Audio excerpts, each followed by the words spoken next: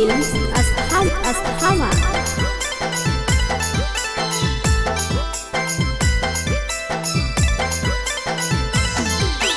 कहिया ले घुमैबा पिया बजरिया में, पिया बजरिया में, त हमरा घूरे के मनवा करो है राजा सफरिया में। हाँ पैसा नहीं हो रानी गे धोकरिया में, मोर धोकरिया में, तोरा कैसे घुमैयो रानी हम सफरिया में, तोरा कैसे घुमैयो रानी हम सफरिया में। त हमरा घूरे के मनवा करो है राजा सफरिया में, त हमरा घूरे के मनवा करो है राजा सफरिया में।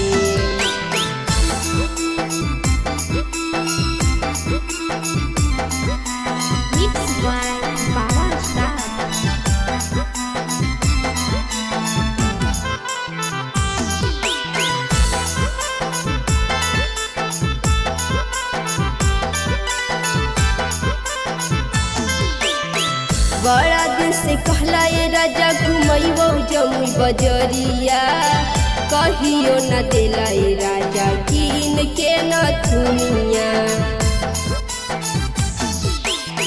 चली ना घुमा देबो गिरिंडा पहाड़िया, ओही जे किना देबो कोको कोला सड़िया। पैसा नहीं हो रानी गे धोकरिया में, मोर धोकरिया में, तोरा कैसे घुमैयो रानी गे सफरिया में। त हमरा घूरे के मनवा करो है राजा सफरिया में, त हमरा घूरे के मनवा करो है राजा सफरिया में। कौशल्या फिल्म्स अस्थामा।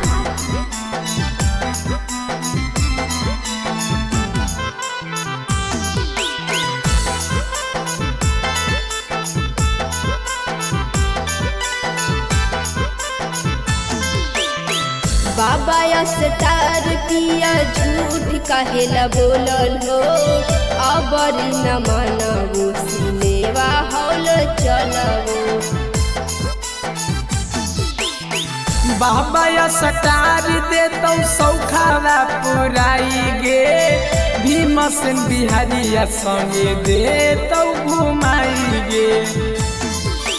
गजरा रे ले हो गया बजरिया से, हो गया बजरिया से, तो हमरा घूरे के मनवा करो है राजा सफरिया से। तो हमारा पैसा नहीं हो रानी गे धोकरिया में, तोरा कैसे घुमैयो